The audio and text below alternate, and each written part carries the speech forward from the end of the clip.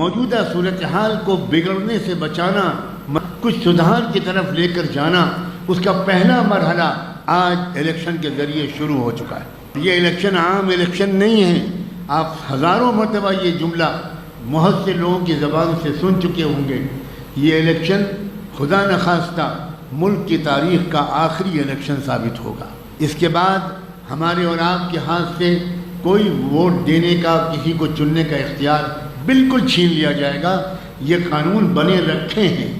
اس قانون کے لیے بس اس بات کی انتظار ہے کہ 3/4 اکثریت ہو جائے۔ اسی لیے 370 اور 400 پار کے نعرے لگائے جا رہے ہیں، اس لیے کہ 3/4 اکثریت کے بغیر دستور کو بدلا نہیں جا سکتا۔ دستور کو بدلنے کے لیے نیا دستور بنانا نہیں ہے، بلکہ دستور بنایا رکھا ہے، اتنی طاقت حاصل کرنی ہے کہ اس کو نافذ کر دیا جائے۔